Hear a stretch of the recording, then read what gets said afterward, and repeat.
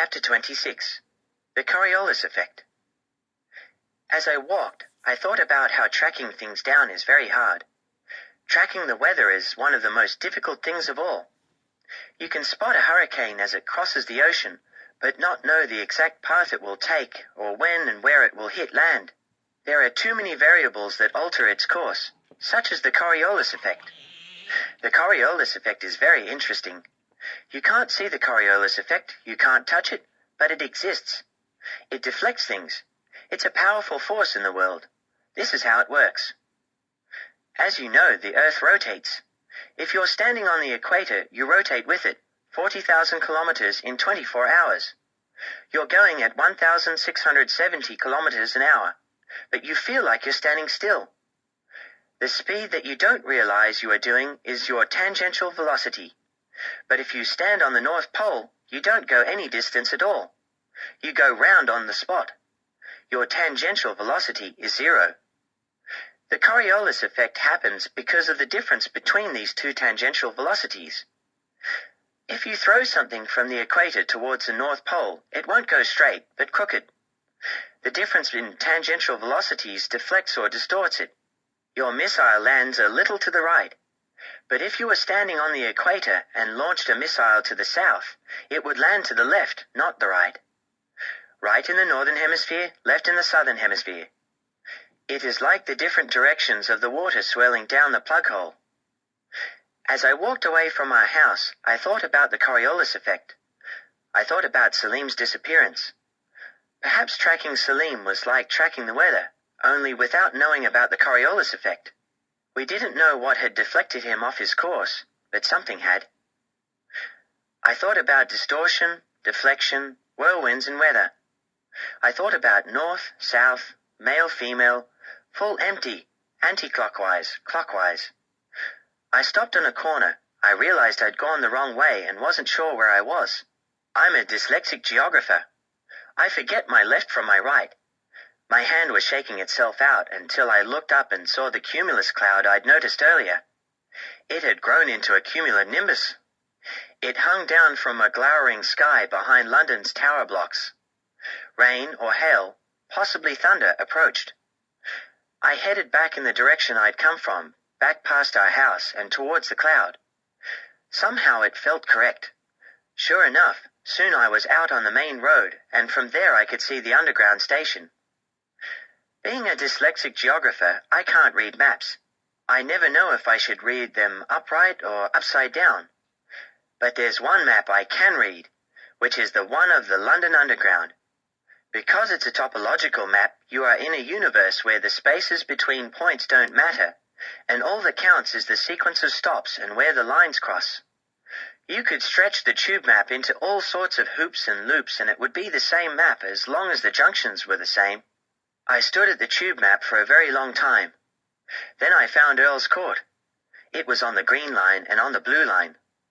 This meant I had to get the black line to Embankment and change onto the green line, or take the black line to Leicester Square and change onto the blue line. I decided the Embankment route was shorter. I bought a travel card and went down to the platform. I put my hand in my jacket pocket to stop it from shaking itself out. The sign said a train to High Barnet via Charing Cross was due. I heard a rumble in the tunnel, and then the train came into the station like a silver streak of lava pouring down a volcano. The doors opened. I went in and took a seat. The carriage was half full, or half empty, depending on how you looked at it. Some graffiti was scratched onto the glass window opposite. It said, "No way." It was razor-etched with slashing parallel white lines for each stroke of every letter. This was a bad thing somebody had done just for the sake of it, like why Dr. Death killed his patients. A bad feeling started in my esophagus. Usually when I get the tube, I am with Kat and Mum and sometimes Dad. I like to tell them in advance what the next stop is, which shows how well I can read the map, and I also say how many more stops we have to go.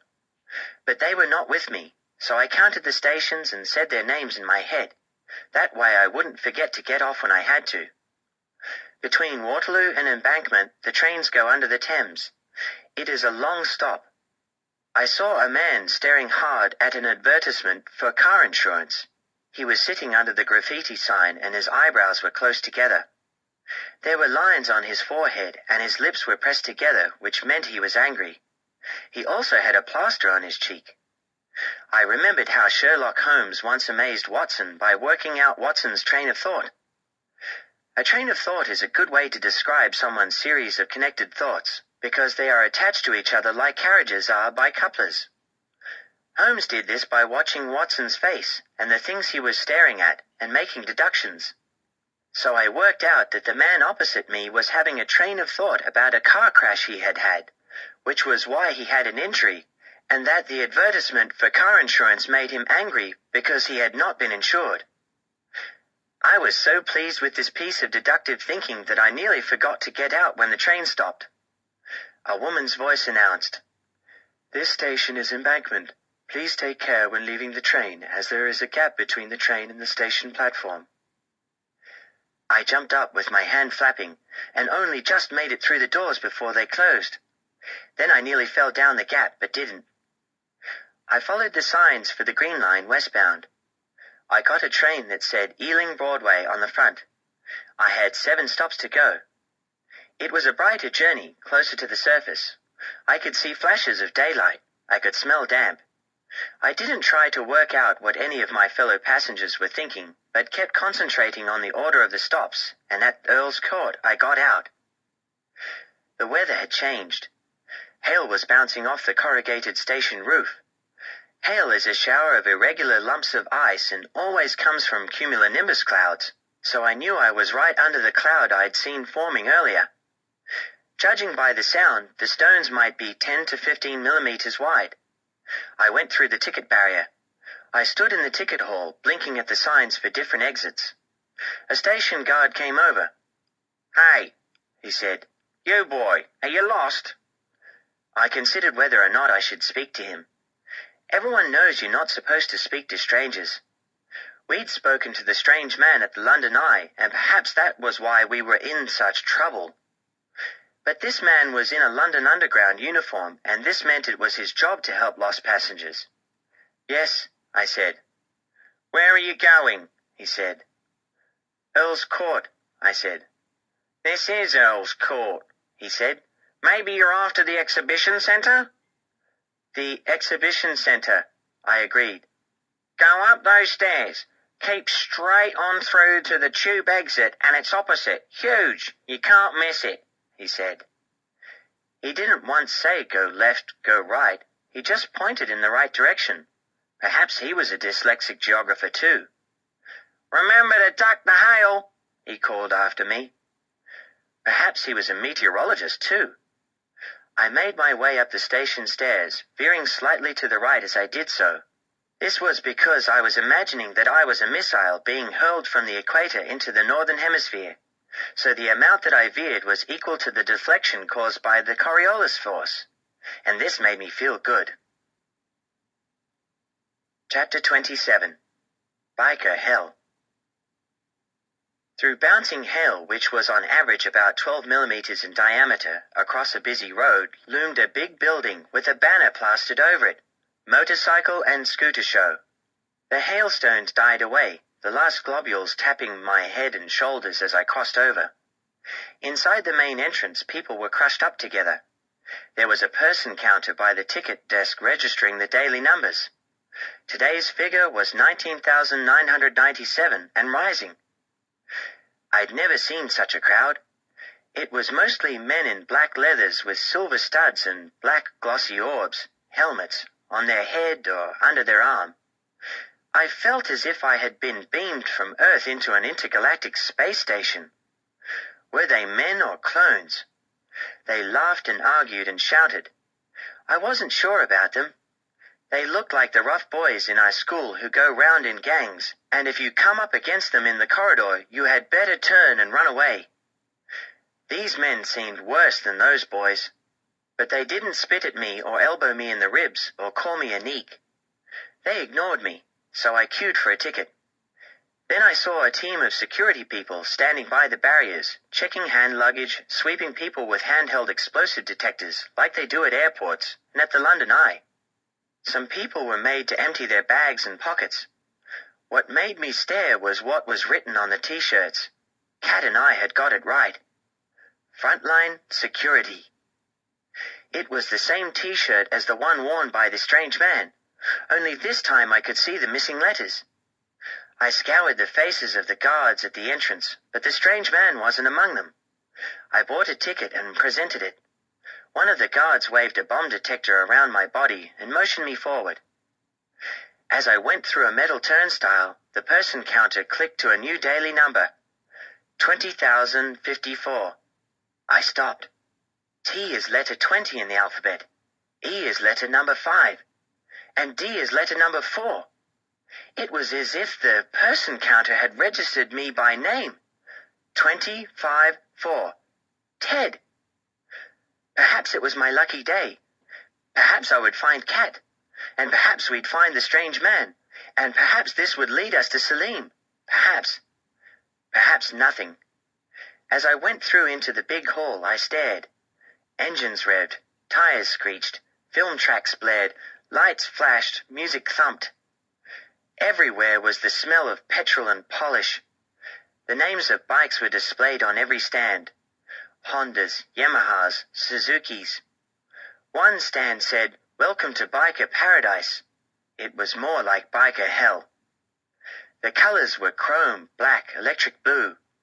The noises were purring engines and throbbing drum beats. A giant screen showed motorcycle races coming straight at you. Waving girls in black leather bikinis sat on bikes that hung from the air and went nowhere.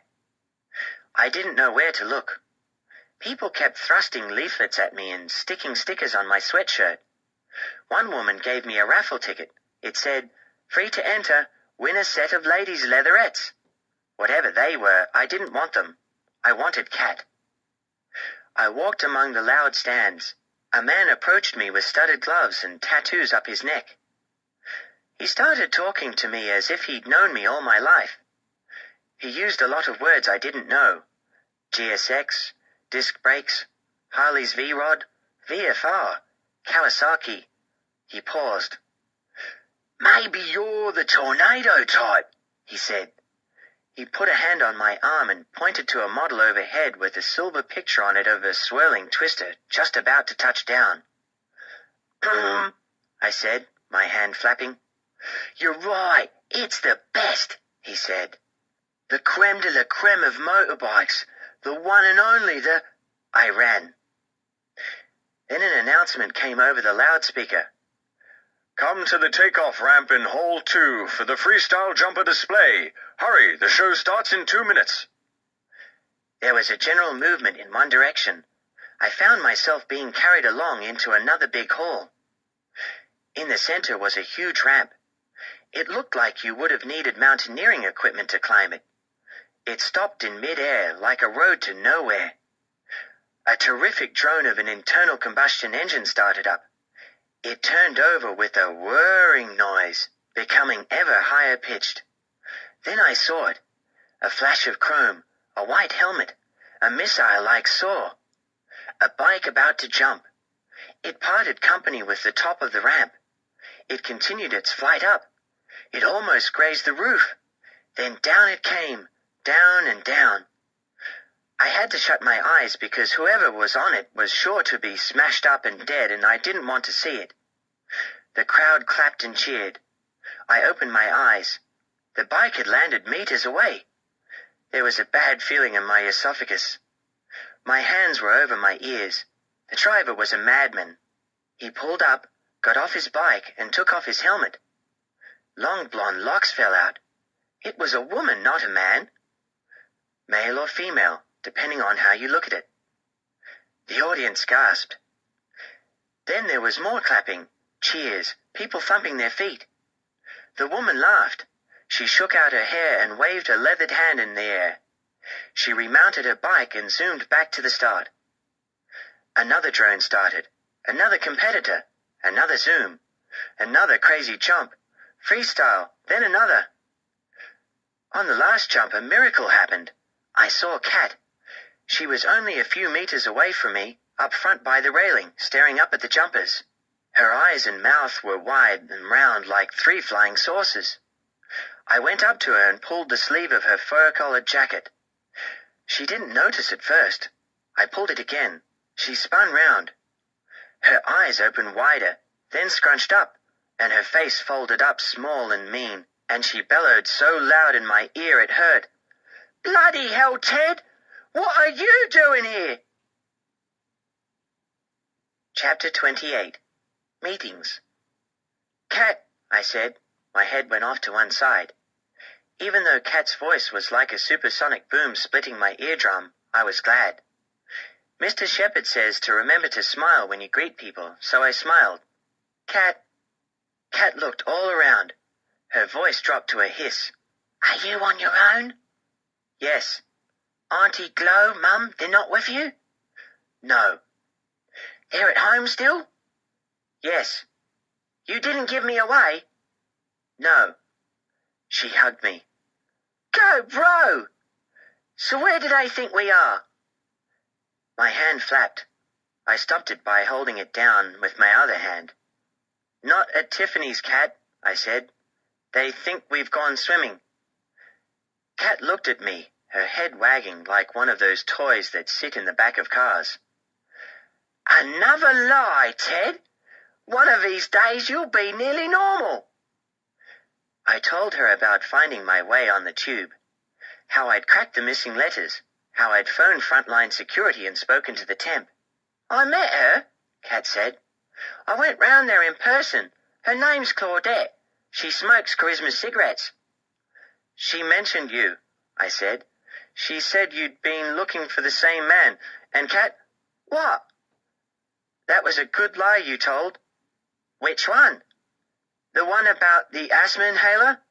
"Yeah, I was proud of that. It worked, too." She told me his name, Christy, and where he was. Then she told me all about her love life. She said she was bored as hell. She filed her nails, chewed gum, and smoked all at once. And guess what else? "What?" "She offered me a fag." I took it, too. "Don't me, Ted. I didn't smoke it. Not really. I had a puff or two, but it wasn't my brand. It tasted like cowshed." We walked around the first hall together. Kat didn't seem to mind me being there. Her eyes darted everywhere. She whispered, "Oh, what I'd do to have one of my own." She started picking up the biker language. "Honda's VFR, Buell's Firebolt, Kutsi," she muttered, dragging me around the stands. I could hardly keep up. She pointed at the metallic paintwork, admiring the biggest, fastest models. She was in biker paradise. I was in biker hell. Why, I wondered, couldn't we have tracked the strange man to somewhere more tranquil?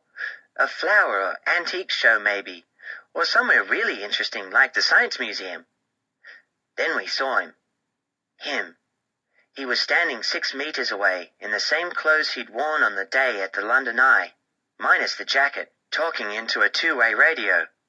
Kat dragged me behind a stand. I tugged away from her. "Don't let him see you," she hissed. "Why not?" "I'm handling this one myself." "But, no buts." "I'm coming too, Kat." "No, you're not. That's an order." "An order?" "Yeah, I can give them because I'm older." "I'm wiser, you said." "Rubbish." "You did, Kat. You said you needed my brains." Kat's nostrils quivered. She does that when she's about to erupt like a supervolcano. Then she forgot and gripped me instead. "He's walking this way," she whispered. He was right in front of us. Kat stepped forward. "Excuse me, sir," she called. The man was talking into his radio. He turned round, saw Kat, put up a hand and went on talking. We waited. "Over and out," he said into the radio. He stared straight at Kat. "What can I do for you, young lady?" he said. "Are you lost?" Then he smiled. It was a smile I didn't like. One eyebrow went up, his head tilted. He looked Kat up and down. Then he noticed me. My hand flapped up and my head was off to the side. His eyes opened wide and his mouth parted slightly, Then he looked over his shoulder and shifted from one foot to the other. A second later, his face changed back to a smile, a nanosecond flicker. "You lost," he repeated. Kat smiled back. "No," she said. "On you go then, have fun." "We're not lost," Kat explained, "but we know somebody who is." "Oh?" "We thought you might be able to help." "If you've lost somebody, go to the information desk. They'll make an announcement." "He didn't get lost here. He got lost 2 days ago at the London Eye." The man shrugged. "So?" "I mean, really lost. The police are looking for him. It was just after you came up to us and gave us that ticket, remember?" The man stared at us for a long time. I looked at his eyes. They narrowed slightly. The pupils seemed to get smaller. "The eye," he said. "So that's where I've seen you before. I'll never forget a face." "You remember?" "Now I do. I'm frightened of heights, you see. I get terrible vertigo. You're the kids I gave the ticket to, aren't you? But I don't know anything about your lost friend. Fancy our meeting up again. Coincidence, huh?" I was about to tell him about the letters on his T-shirt, but Kat elbowed me, which means shut up. "Yeah, coincidence," she said. "Do you like motorbikes?" "Yeah," Kat said. "They're great." "It's a fantastic show this year, best ever. Did you see the freestyle jumps?" "Yeah." "Did you like them?" "They were awesome." "If I were you, I'd go back to Hall 2. They're giving lessons on the lighter scooters in a minute or two." "Really?" "You'll be zooming around the cones in no time at all." "Honest?" "Sure thing. Off you go. Talk to my mate John in there. He'll get you on a bike first, if you mention me." "Hey, thanks." "Don't mention it. I hope you find your friend." He saluted us with his radio, smiled and walked off. I said. Kat's head went off to one side. Her face fell. "Hell," she said.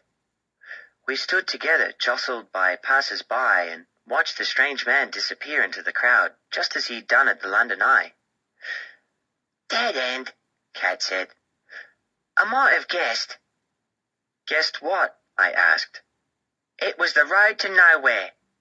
"The road to nowhere," I repeated. "Stop repeating everything I say. Let's check out those scooter lessons." She dragged me back into the second hall and found the man called John. I watched as she mounted a scooter, helmeted. She rode away. She wobbled, swerved, revved and giggled. My hand flapped up every time she turned because it looked like she was going to come off and break her neck. She wound round the cones and gathered speed. I watched. I shut my eyes and put my hand in my jacket pocket. Then I thought. Salim vanishing, the police searching, Aunt Gloria wailing, Mum raging, Kat crying, me lying, the strange man, his face and eyes when he first saw us, the girl who did the first jump, vertigo and claustrophobia. My brain whirred like the bikes. I opened my eyes. Kat got off the scooter. She gave back the helmet. She came up to me, smiling with wide-open eyes. "Ted, that was great. You should try it." I shook my head. I quoted the graffiti I'd seen on the tube. "No way." "I've been on that bike and I've been round those cones, Ted, and you know what?" "What?" "When I'm on the bike, that's when I can think." "Think?" "Yeah, I was on the bike and I couldn't hear the noise. The voices faded. I was on my own. Really on my own. All I could hear were my thoughts. My thoughts about Salim. That's when I knew it, Ted." "Knew what?" "Knew he was lying. That man, Christie, he was lying." I nodded. I had reached the same conclusion via a process of deductive thought. Our minds had met, which is a way to say that we were thinking the same thing at the same time, which was a rare thing between Kat and me. Yes, Kat, he was lying. Maybe it was because I had become a liar myself that day. They say it takes one to know one. I'd known almost as soon as he left us that he'd lied. It wasn't so much what he'd said as how he tried to distract us from what we wanted to know. He was a mini Coriolis force trying to deflect us. There'd been another thing, a contradiction. At the London Eye, he'd said he'd decided against the ride because he was frightened of closed-in spaces, claustrophobia. Today he'd said he was frightened of heights, vertigo. "We've got to find him again," Kat said, "and make him tell us the truth." "Yes, Kat, the truth.